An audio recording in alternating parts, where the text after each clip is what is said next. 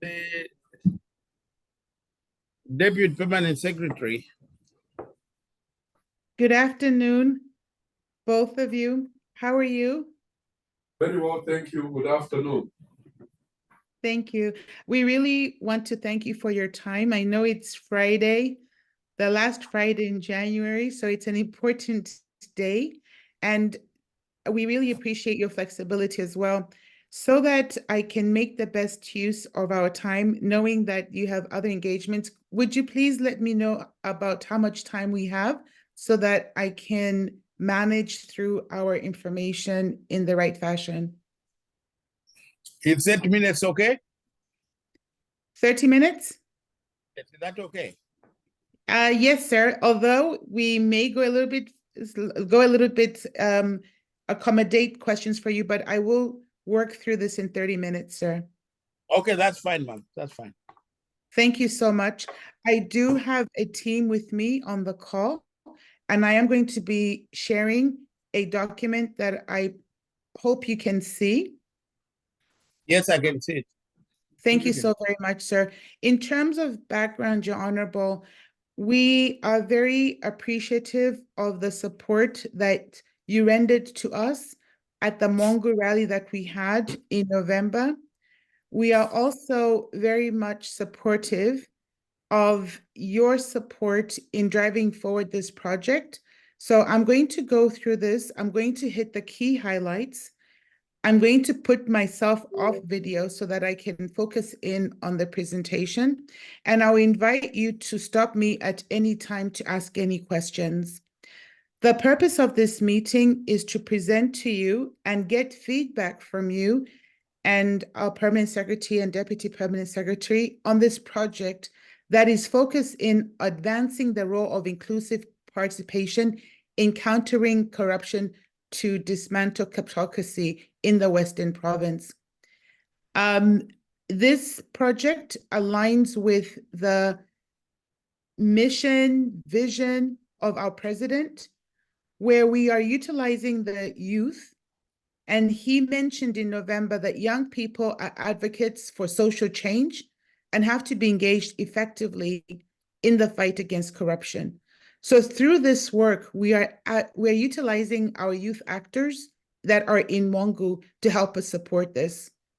During the next 25 minutes, I'm going to go through welcome introduction, project overview, objective, timeline metrics, risk and mitigation strategies, as well as communication strategy, and I'll end off with our next steps. To provide some background on the team that is on the call, we want to again thank you for your time. And I will start out with introducing Zambians Promoting Leadership in America. We are a diaspora organization. We're based out of Atlanta. Over the last 10 years, we have been having programs that have been targeted around building the bridge between Zambia and the diaspora. For us in the diaspora, most of the times when you say you're from Africa, they either identify with you being Nigerian, with you being South African, or with you being Kenyan. We as an organization feel the accountability and responsibility to ensure that Zambia is also represented. So we represent a civil society organization that is comprised of Zambians across the United States. And we focus in on ensuring that we are supporting our ambassador's vision. Right on this picture, which was taken in September, is Ambassador Chipamba Kanyama, as well as Ms. Muller Kapwepwe, because we also believe in highlighting culture.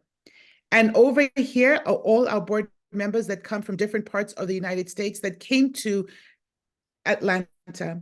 Over the 10 years, we've impacted about 7,000 Zambians, friends of Zambia, engaging them and supporting and exposing on entrepreneurial opportunities, investment opportunities, and cultural exchange. We are the masterminds that were behind the Diaspora Conference that was held in Livingston, July 2022. At this conference, you'll see our president charged us as a diaspora to get more involved in Zambia's development. We were supported by the mayor of Livingston, as well as other key personnel. I'm sure you'll see some of your counterparts. In addition to that, the Bank of Zambia governor, Dr. Kalialia. We also had Kalusha Walia, and we had other leaders from other diaspora organizations that were at this event. We took the challenge that President gave us seriously. And we know that for diaspora and other countries to invest in Zambia, we have to ensure that we're minimizing corruption. So from this July event, we saw an opportunity for us to engage the youth in the fight against corruption. In November 2022, we held a 3-day workshop. We partnered with law enforcement agencies such as Anti-Corruption Commission, Drug Enforcement Commission, Financial Intelligence Center, as well as other embassies and key personnel on helping the youth that represented all 10 provinces. We had 5 from every province, as well as facilitators over this 3-day program. The first day was to remind them of our patriotic obligation to Zambia. We also focused in on the role of the different law enforcement agencies and also focused in on the mindset, letting the youth know that shifting our position, corruption starts with the individual. On day 2 of the workshop, we focused in on the derailers that prevent us from being our ultimate selves, such as substance disorder abuse, GBV, corruption, and other derailers, to make them aware that with a strong mindset, they can overcome these derailers. And we ended the workshop on day 3, exposing them to entrepreneurs such as Lulu Hangala, B-Flow, and others who have been able to have a successful career without engaging in corruption. We know that you cannot be what you do not see. From each of the provinces, our 5 youth leaders went back and they felt the responsibility to engage with other institutions in their respective provinces. They went into the markets, and over the time frame, they hit 500,000 youth in helping them understand that if they're not going to fight corruption, who will? And from that, the 5 respective and very capable youth leaders in Mongu were instrumental in the march and rally that we held in November 2 months ago. These youth, as you can see, and I applaud John, who's on the call, he is our youth leader, were very much aware that without their involvement, our country is less likely to develop at the rate that we want to.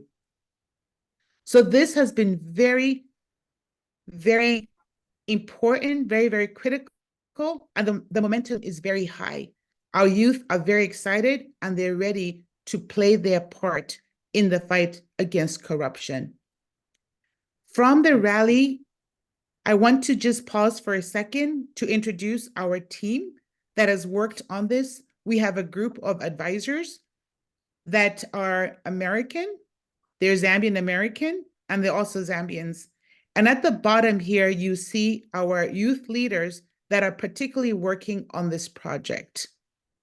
We also understand, and I'll have the youth leaders present themselves towards the end, that as a diaspora group, we have to always put things into context.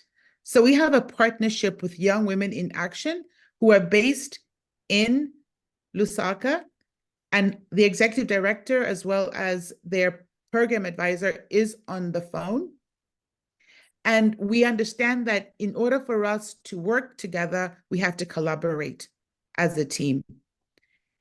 Our stakeholders are the U.S. Embassy, Ministries of Education, Health, Agriculture, Zambia Agency for People Living with Disabilities, civil society organization, the churches. We have engaged with 4 critical churches in Mongu, and the law enforcement agencies, which include ACC, Drug Enforcement Commission, and Transparency International.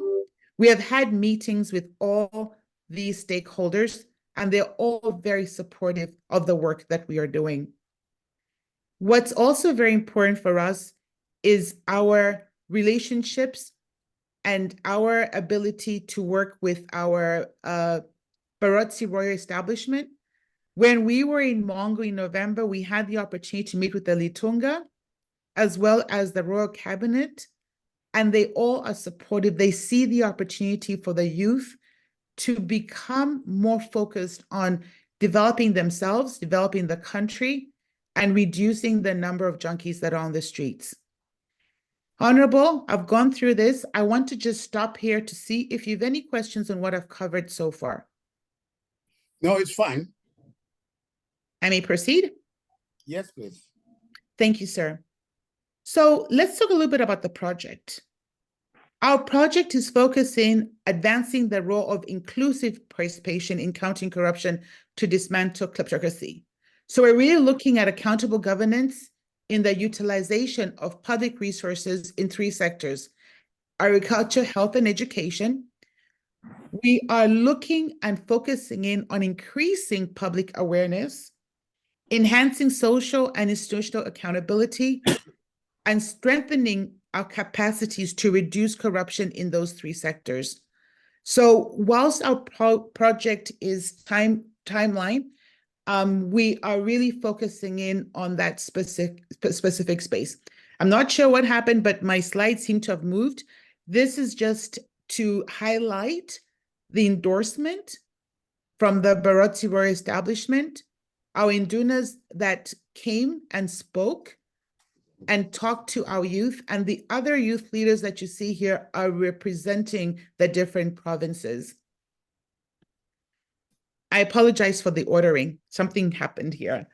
Coming to the project, our focus in terms of inclusive participation around women, youth, persons with disabilities. And we are looking in specific to agriculture with the FISP, with education as it relates to free accommodation, and the fact that some people are still paying for spots because we know that there are limited spots in the schools. And last, around health, is the distribution of supplies such as mosquito nets, as well as drugs. We are also looking to ensuring that the application and allocation of the CDF funds are done in a fashion where we are minimizing corruption. With our focus areas, our project scope is going to be focused in on 3 wards. We have had insights from our district commissioner, our mayor, and others to consider Mulambwa, Katongo, Kambule, and Lewanika as potential wards that we can tap into. Our indirect focus is going to be 250 or $250,000. And the project, while it's 20% funded by the US Embassy, the rest of the funding is coming from our organization. We are absolutely looking for support because we are laying such a strong foundation for us to continue this forward. So from the time frame of this project, we're going to be looking on how we can continue it. From a capacity building perspective, looking at raising awareness around corruption, as well as raising awareness around the reporting mechanisms, we're going to utilize Facebook, TikTok, also the media outlets. We're utilizing Zoom to ensuring our engagement with our stakeholders, as well as getting feedback. And we're also looking at using Loop and WhatsApp. These are all channels to ensure that our communication stays consistent, is relevant, and helps us achieve the goals of the project. From a timeline perspective, our project is over 4 months. Where in January, we've been spending a lot of time with ensuring our stakeholder engagement, that there's awareness, that we also receive feedback from you on how best we can make this project successful. We want to ensure that we're making and supporting your goals, your objectives, and are here to also support your success. In February, we'll be in Mongu so that we can start our interventions that are relevant for our audiences, as well as continue to receive feedback from the youth, from the women, and persons with disabilities. And we'll continue that through March. And in April, we'll start wrapping up and begin the reporting. On an ongoing basis, we are doing a lot of capacity strengthening, training, communication, and obviously, as you know, as we progress, we are evaluating the project and making any relevant corrections so that we can be successful. Our metrics are around increasing public awareness of the impact of corruption. We want to increase the number of corruption cases that are reported. We want to ensure that there is public display of information at government, institutions, and schools. We want to ensure that we are able to conduct our corruption awareness campaigns. And last but not least, strengthen the existence of integrity committees that I know are currently there. We've received some feedback that they could be more effective. Our other metrics around enhancing social and institutional accountability include intensified dialogues, safe places that we are creating, specifically around utilizing our church outreach. And then we also want to ensure that complaints are reported and people are more comfortable once they have increased awareness of corruption on how to report it and have them adjudicated. We also want to strengthen whistleblower protections and create more reporting processes. Last but not least, with regards to our metrics in reducing corruption, we want to look at corrupt cases adjudicated, the number of people, civil society organizations that will be trained in budget tracking, and the number of young people that we are going to train in counter-corruption practices using mediums such as Train the Trainer, and then also the development of action plans, as we know that we will not be able to complete everything within the current time frame. From a risk and mitigation strategy, we've identified certain risks that we know we have to navigate. One of them is receiving outdated information and ensuring the accuracy of the information that we're given. Another one is ensuring that we have good representation of persons with disabilities. We also know that it's important for us to communicate, especially to our vulnerable teams, in a language that they are comfortable understanding. And then we also want to ensure that even as we're going around this, as it is inherent within institutions, we may find people that are not necessarily responsive because there's fear that it will come back to haunt them for prior engagements. Then last but not least, we want to be aware of any mitigating health crisis conversations that might impact our project. And last but not least, in terms of communication, we are looking at ensuring we keep you updated. We receive your feedback through our updates that we're presenting to you, that we're utilizing social media, online platforms. We're taking advantage of advocacy and awareness campaigns, that we continue engaging closely with the community so we get feedback, that we are creating capacity building sessions that are appropriate, and last but not least, that we are able to measure our work effort. So where we are for next steps, as it is today, we are continuing to complete our stakeholder follow-up meetings. After we've had our introductory meetings, we're having work sessions. We'll complete our current state analysis so that we can identify the right interventions that are most beneficial for the audiences as well as the province, and engaging of the wards. I'll be interested in hearing your feedback on the wards that I mentioned earlier on. And as I mentioned, we will be in Mongu around the week of February the 6th so that we can continue with the work. So Honorable, that is what I have for you.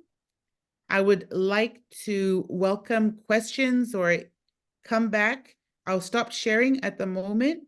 I'll come on video. And once again, Honorable, thank you very much for your time. Thank you very much for the clear presentation. With two of my colleagues here, maybe they would like to ask some clarifications. Then we proceed from there. Gentlemen.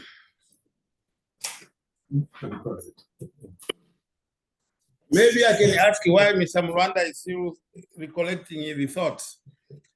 Under FISIP, what are you looking at specifically? And also the supply of medicine or drugs and CDF specific issues. What are they? Add an example for illustrative purposes only. Thank you so much for your question, Honorable. I'm also going to invite my team to come on camera. Please, team, come on camera so that we know that we're not speaking to ghosts. To answer your questions around FISIP, we've looked at the guidelines around allocation, and some of the feedback on the ground is that they may be incidences where the allocated distribution is not being followed. So if somebody was supposed to receive 10 packets, they're only receiving 3. As it relates to supply of medicine, there's questions around distribution of perhaps mosquito nets, where instead of the constituents receiving mosquito nets, they instead end up being sold. I hope I've answered some examples that we are receiving as areas that we are going to look into. Thank you very much. Good afternoon. Good afternoon. Thank you very much for the wonderful presentation. We appreciate the engagement of young people, and we know that young people are actually the ones that will carry forward the good efforts. You can't fight corruption. I can see the weight is so much on corruption. It's appreciative in the sense that young people, once they are empowered in this particular area, then we definitely have a community and a society and a Zambia that is free from corruption, because then they will grow with the spirit of appreciating values and principles that stop them from engaging in the corruption activities. So I appreciate so much. But then I also want to see clear linkages, because you have identified those specific areas. Want to see clear linkages of anti-corruption efforts into all those areas so that we are able to connect them very, very clearly, because I was seeing some kind of disjoint. You look at anti-corruption efforts, then you move to these areas. So are we able to have clear connections? So if you are looking at education, you are looking at agriculture, so what exactly are you focusing on? So how do you firmly connect issues of corruption to agriculture, to education, and so on? So I was seeing some kind of disjoint. So I wanted it to come out very, very clearly. That's my submission. Thank you. Thank you so very much for your question. And what I will do in responding to you is we are working very closely with Anti-Corruption Commission. We introduced the project to Mr. Tom Shabakamba, and he has assigned somebody in the office in Mongu to help guide us, because it's important for us not to create redundancies with regards to their focus areas, but to complement their work. So we have a work schedule. We have a work session scheduled with them on Monday to really align and ensure that we are not disjointed with number of corruption cases that already have been reported. Okay. I hope, sir, that answers your question. Well, yeah, somehow, yes. How many of those cases were reported by the youth? That's a very good question, sir. In actual fact, we are getting that data. One of the experiences we had this week was in requesting data, we were given a response that is very sensitive. So they would like for us to get approval. We have requested the district commissioner to send us an approval letter to get that data. As it stands, we do not know exactly how much or how many of those cases were reported by the youth. In actual fact, sure, that is one of our metrics. If you recall, the number of cases reported by the youth, we will baseline that to see after they've given us information. And after we have given them the interventions, we'll come back to determine how many cases are being reported by the youth. But at this moment, we don't have that data yet. And I can see it's not too long ago that you had the youth rally. We have had a problem of the junkies, since you used the term, the junkies, the violence perpetrated by the youth. The junkies are youth, mostly. And when police intervened, the number of incidences reduced. But in the last 2-3 months, the incidences are increasing. So it may be too early to judge your effort. But why would the number of cases increase after your rally? You know, sir, I'm going to actually allow John, who is on ground, to perhaps give some perspective because we really rely on our on-ground foot shoulders as well. John, are you able to come off mute and respond to that question?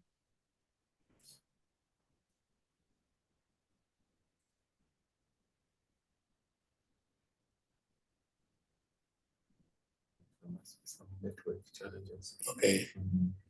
We definitely don't hope that that the reason why they increased was because they attended the youth rally. Yeah, you see, there should be some positive correlation, which would be the rally. The number should actually drop because our youths are sensitized.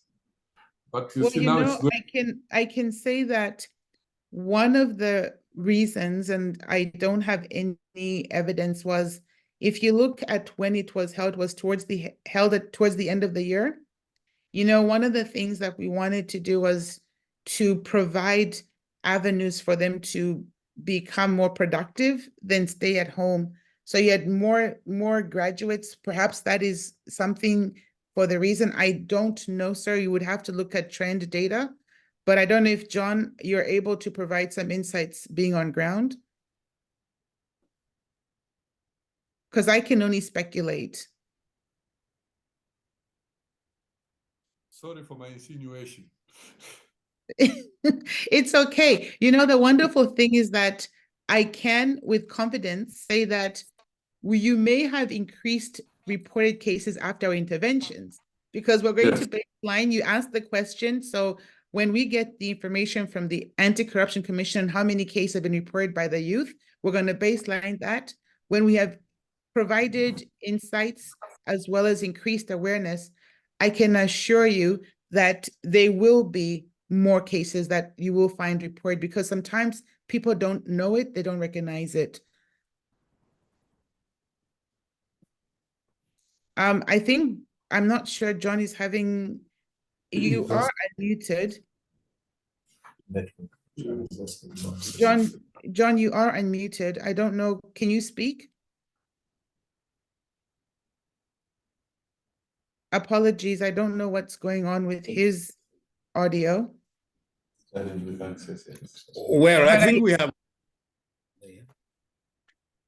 I'm so sorry. He would have given you at least on ground insights as to what's going on. I apologize, but I can assure you that we'll come back with increased number of corruption cases that you can blame on us because that shows you that our project is effective. So tell us something. How was Mongu and Western Province picked for this project? The criteria which was used by yourselves? Absolutely. And unfortunately, John cannot come off mute. We being in Atlanta, most of our team here is in Atlanta, United States. We work very closely with the youth. So the youth in Western Province have been extremely active in increased sensitization of what's going on. We were looking at a space where we had good leadership, we had good support systems. So in this case, we had good support from the BRE, we had good support from the DC, from the mayor. And so one of the theory of change is when you want to be successful, you have to have leadership buy-in. So you were chosen because there was a wonderful reception, but also there was an opportunity for us to make a difference. Western Province being one of the poorest provinces in Zambia, we were also aware that we could support your agenda. And that is another reason that we chose Anhonden in Western Province. John, are you able to come off mute yet? I would like him to share more because he's on ground, but we've had great reception from even the Anti-Corruption Commission. We've had great support, and that's one of the reasons, and we are appreciative of your support as well. We appreciate that. We appreciate a lot what's happening. Just as a matter of interest, is the DC part of our interaction? Yes, sir. We had a meeting with him earlier this week. We had a meeting with the mayor as well. And in actual fact, we have a work session with our DC. He also spoke at the rally that we had. That was also televised. Everything was televised. So he's very much aware of this program, has been very supportive. All right. Mr. John's letting me down. I don't know what's going on, but I would love for him to share with you on ground background. I don't know. You're not muted, John. You're not muted. It's your phone that's muted. Well, not to worry, because then we can find John even over the weekend. We can go to his house. Yeah, but you know what? I really appreciate that. We are happy to answer any other questions. As I've mentioned, our goal is to support your agenda. Our goal also on this call, since we know you're very busy, is to get your feedback and your reactions. I'm hearing endorsement, but any advice from you will also be appreciated, and how we can engage you. So are you going to produce a final report after this, and where is it going? Yes, sir. We are giving bi-weekly reports as well on the work that we're doing and what we're experiencing. At the end of our project, the report is going to be provided to the U.S. Embassy, but also to all our stakeholders. So the ministry, the law enforcement agencies, they will see the report as it relates to the work that was done, the interventions that were applied, as well as the success and social impact that was made on the project. You will also receive a copy. Okay, so that would be very nice. For example, on the mosquito nets, on FISIP, this idea that some of the beneficiaries don't get or receive what is intended for them, would like to understand exactly what is happening, and then what remedial actions can be taken to make sure that the beneficiaries benefit from what is intended. Yes, and Honorable, you know, one of the things that we've experienced, and I would be interested in knowing your feedback, is we have been getting pushback from some of the owners of information saying it's sensitive. So at this junction, would it be possible to get a letter from you just endorsing your awareness of this project, and for the different ministries to work with us on getting information? Yes, that we can facilitate with that, provided the information is, and we are sure that it will be treated in the strictest confidence, because we need to give also protection from the people who might seemingly be accused. So, for example, if you are saying instead of getting the right quantities of fertilizer or inputs, as the case may be, people receive less. Obviously, it would not help to present only one side of the story, but would help you also to have the story of the actors in the field, you know, the people who are engaged in this supply chain. Thank you so much, Honorable. And I will say that our goal isn't to prosecute anybody or to name any bodies or any persons. Our goal is to raise awareness. So those that have thought that there is no punishment for it, or those are not being held accountable, change their behaviors. Our goal is not to call out or prosecute anybody. All our information will be anonymous. So it's just really increasing awareness of doing the right thing. So I can assure you of that. And the other part that I will assure you is that prior to us producing any information external, we're going to ensure that we get validation on the accuracy of the information that is reported to us. So, for example, if we have a meeting with Transparency International, for example, and we sit down with the civil society organizations and we say, here's our summary of what we've identified, we will wait for them to endorse and say that is accurate before we can pass that on to external parties or even to yourselves. We don't want to come to you with a situation and you ask us, did Transparency International or did ACC validate and confirm this information? So I just want to share with you how we work. Yes, but in this particular case, you would be saying the government represented by myself in this project are likely to be the accused. Okay, so for example, if we are talking about FISIP, what we are saying is that the officers in the Ministry of Agriculture are the ones who are committing and abetting these activities. If we talk about the distribution of mosquito nets, we are talking about the officers in the Ministry of Health as the people who might be involved in this arrangement.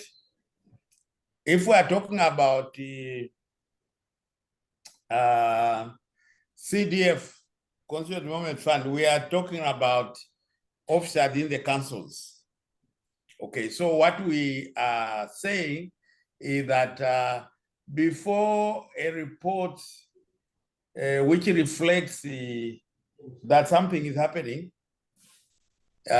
is issued or an opinion is given boldly, what we would prefer is that it's brought to the attention of the ministry or department concerned to say, this is what we understand is happening, this is how it's happening, and we think the remedial action is, so that they have the benefit of having given their side of the story. It's not like it's a court, but it's just to validate, so to speak. Yes, Your Honorable, we definitely will follow that.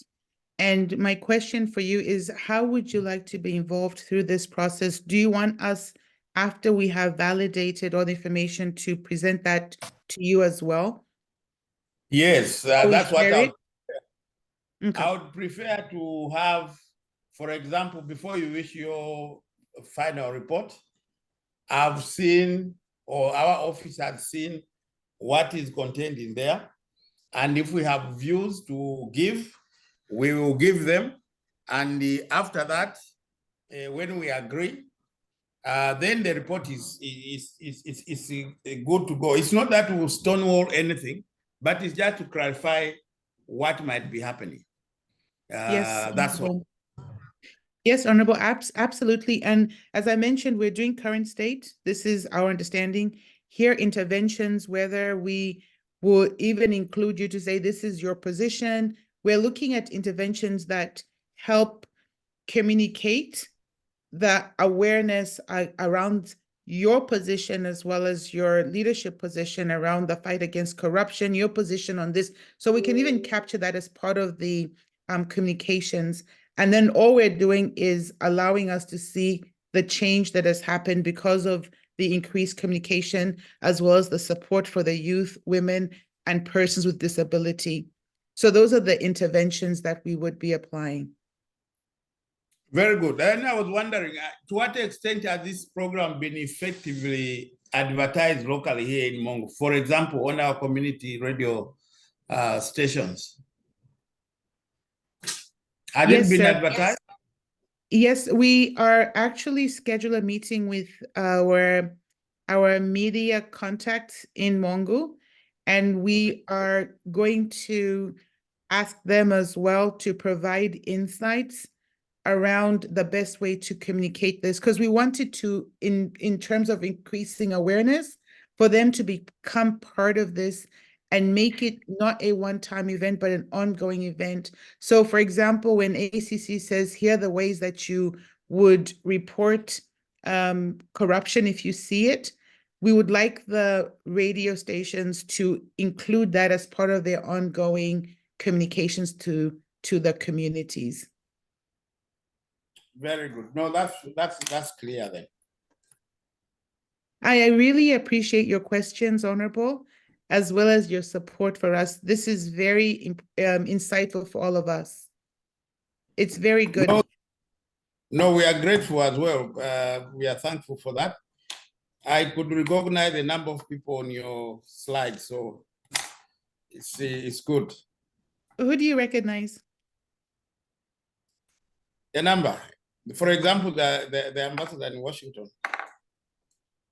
Kanyama. Yes, he's very good. He's very, very supportive. In fact, I'm going to tell him that you sent your regards to him. Please do. Please do.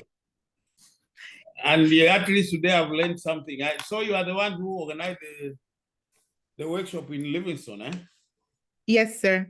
In fact, I'm going to try, Mimi has a question. I'm going to give you a treat in a little bit. Let me find a treat for you. Mimi, please ask your question. Hello, Dr. Frida. I have John on my phone. We decided to just call him directly so that you can ask him the questions, since we can't get a hold of him. Honorable, are you able to hear him? Can he say something? John, can you say something? Oh, yeah. I don't know if I'm audible, you know. Don't know what's up with Yes, you are. Oh, okay. Yeah. So maybe I didn't get the question clearly. The question, John, was around the focus in on FISP as well as mosquito nets and the people on the ground. What is lending our direction around that space, I believe, was a question that was asked. The other question that was asked was, after the rally, there was the increased number of junkies, and is there any impact from having the rally? And I believe there was a question around why there was an increase of junkies on the street. Those are the questions that I recall being asked. Honorable, did I miss anything else? No, those are the ones. John, please proceed. Okay. All right. I'll start with the ones around the mosquito nets and other things.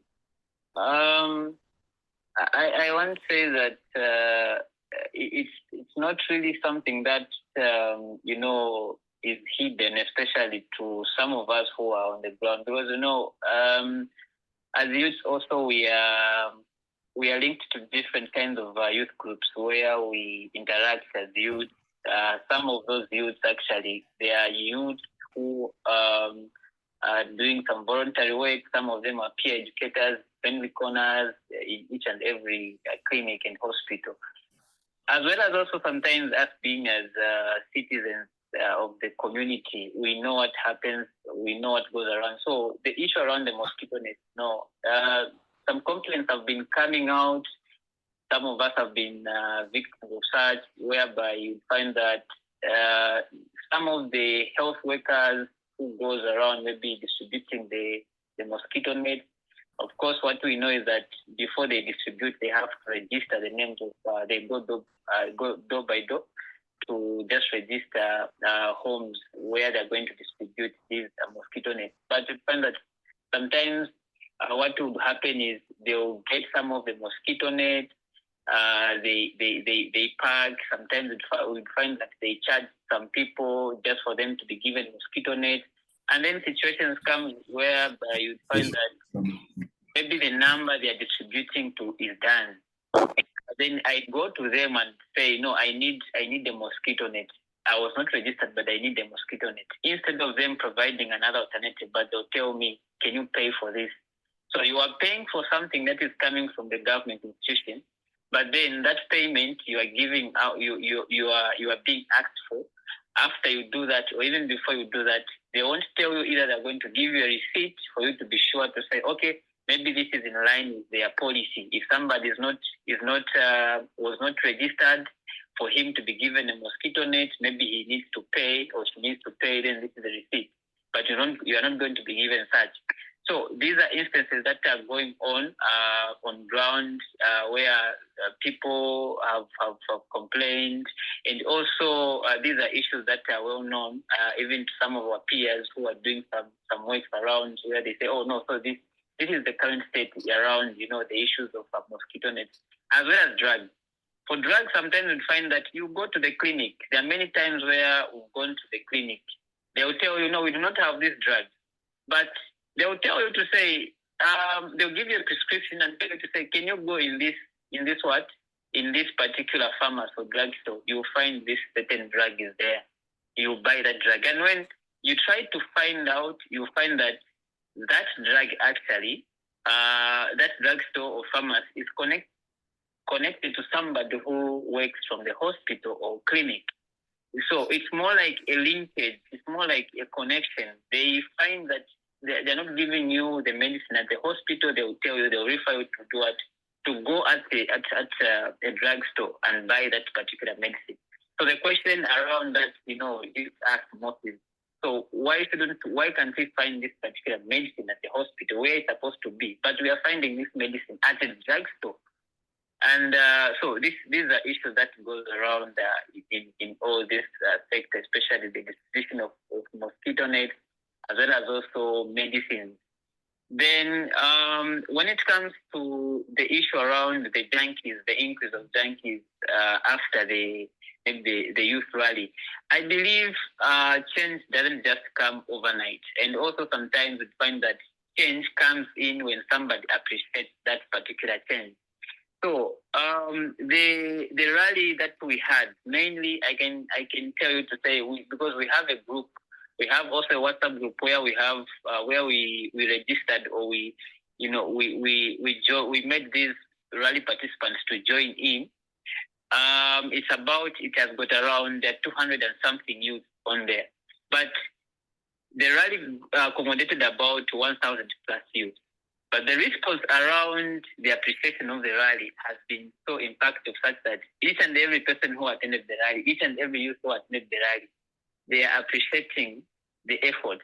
Some of them actually who have even started doing some backyard gardens, they would say, no, these are what we are doing currently so far, this is what we've done. And I think some of the interventions and the feedback is what we provided also, we had put in the report, the rally report. So the change sometimes may not really come overnight, but as time goes by, as we constantly engage these youths, they are able to realize the way they're supposed to move. Because when it comes to Western Province, initially our culture mainly is just based on academic, education, where somebody will just go maybe to study medicine, to study, maybe nursing, teaching. But particularly, there's no advocacy that really shows that somebody a youth can venture himself or herself in agriculture, which is more like practical. Because if I've learned agriculture, I am able to do something. I'll be able to come up maybe with a garden. I'll be able to lobby some resources. No, this is what I've done. I need some resources for me to revamp my agriculture. So the advocates around, youth being engaged in practical skills wasn't really there for the past years in the province. Mainly, we find youth go into nursing. Even currently, so far, the statistic will show you to say many youths each and every year, youths who are completing school, they choose to go either for teaching or nursing. And this time around, a lot of them they are rushing for what? For nursing. So the event, the rally, initially just brought more like a change in the mindset of the youth, so that they can also realize to say, okay, it's not just about me being a nurse. It's not just about me being a clinical officer, medicine whatsoever, but it's about me also taking keen interest in professions that can give me access to come up with my own, entrepreneurial skills, whereby I do not just have to rely on government to say, no, unless government employs me, but I'll be able to do something, to start something that is going to, give me an opportunity to also extend a helping hand of engaging even one or two youths to start helping me in what I'm doing, the particular project I'm doing, maybe under agriculture. So that itself, it enhances, it also reduces a bit on the high level of unemployment for the youth. So for us, we disseminated the information, and we believe that the people that had attended the rally, the youth that had attended the rally, they are also also transforming the knowledge. They're also extending the knowledge to other youth. Of course, so far we are receiving good feedback of them. Some of them saying, "This is what we started doing, and this is what I want to start doing." So already it gives us a clear point to say, if not today, but we know that tomorrow we are going to have a good generation of youth who appreciate, what we did. So the increase of the increment of junkies maybe after the rally does not really signify that maybe the message was not heard. But the issue around that is that sometimes it takes a bit of time for change to happen in somebody. And also it matters with that person if he wants to endorse that particular change in himself or herself.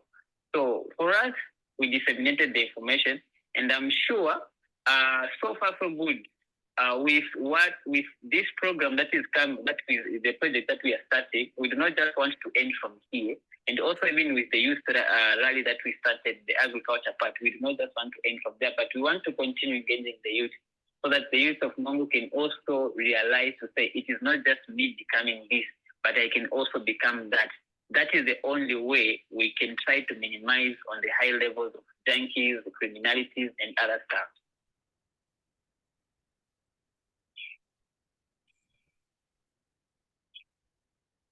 Thank you so much for that, John. With that said, I'll just show you very short the rally. It's only 2 minutes. I hope you can see my screen. For 2021, Yes. reviewed some legalities cases from different ministries in government institutions. And in this regard, different stakeholders for government and non-government organizations have started involving youths to tackle the effect of corruption. One of them is Zambians promoting leadership in America, and in collaboration with some ministries of Zambia by holding rally, which was held in Mongu district of Western Province. More than 2,000 youths within Western and other provinces of Zambia gathered at Hope Building in Mongu. Dr. Frida Brazo, founder of Zambians Promoting Leadership in America. Of agriculture in their portfolio. There is no rich person that I know that does not have some sort of dealing in agriculture. And there's a difference between subsistence farming and commercial farming. And we want you all to be commercial farmers. Dream big, work hard. Anton Shanka, ZLA board member. To why you, as a youth, should be deeply involved in agriculture. You can help sustain your families. You can help feed Zambia. Morgan Akaveswa, Mongu District Commissioner, highlighted with the initiatives. I verily believe that agriculture is the bedrock of our economic transformation and job creation. In all the 4 pillars of our 8th National Development Plan, agriculture is there. traditional leaders are not left out in fighting against corruption in Zambia. But taking agriculture as the only solution to our problem that we have today. Agriculture encompasses all the activities. Some participants. But we are leaders even now, and we have the responsibility. From that time, I believe to say definitely out there are many other youths in Zambia. And the meeting was held under the theme Shifting Mindsets on Agriculture for the Youth. Richard Simbaya reporting for Prime TV News in Mongu, Western Province. So that is just a short clips, and we would really appreciate your participation as well when we if it's okay, just you endorsing, supporting, and sharing your views on the youth fight against corruption, but also even with persons with disabilities and women. So even if we were able to come to a opportunity to record yourself, just supporting the project, that would be very good, if you're willing. No, that's fine. Thank you. I hope that John answered your questions. I don't know if there's any other questions. No, he has done extremely well. I mean, you have trained him very well. He's very comfortable. So we have followed. Thank you, Honorable. I've interacted with John and his small team before the rally and so on. And the group has also spoken on the local radio stations. And I think they are doing a good job. So kudos to them. I agree, and thank you so very much. And that's what we are doing, is creating more leaders like John. And Western Province, you had asked why Western Province. The leadership in Western Province is raising the bar for the youth, because most of them are sitting at home. They've got nothing to lose. So this is where they're saying we have to support our provinces, we have to support our people, we have to share the responsibility that President Kaunda and that team had around our country. And it's not about being on the streets, but it's about being citizens that help develop and support your goals as well. Before you go, is there anything that we can do for you? What we would like you to do for us is to keep us in the loop in relation to the next intervention here in advance, so that we can see how we can fit ourselves within your program. Thank you very much. You know, one area that has been very wonderful is our meeting with the churches. We met with the SDA leaders, youth leaders, with the Catholic youth leaders, New Hope Building youth leaders, and then New Apostolic Church.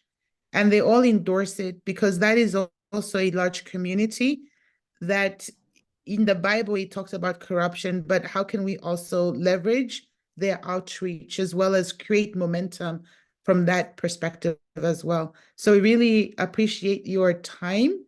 I know we went over 30 minutes. We hope that we have answered all your questions. We do welcome any other questions that you might have after this. And we are very happy to come and keep you updated, not only on the progress, but also on the interventions. And we look forward to recording you on TV. It's a short recording, or even as a cartoon. We're looking at ways that these youth interact with each other. You're laughing. We're creating cartoon books. We're doing things that are innovative. TikTok video. Would you be in a TikTok video for us? No, anything. Okay, thank you so very much. Team, does anybody have any other questions before we let Honorable leave? And these are all youth. We're the senior citizens, but all of them are under 30. Okay, no, that's very inspiring. Yes. Thank you so much. Thank you. God bless you and have a wonderful rest of your Friday and the weekend. Thank you.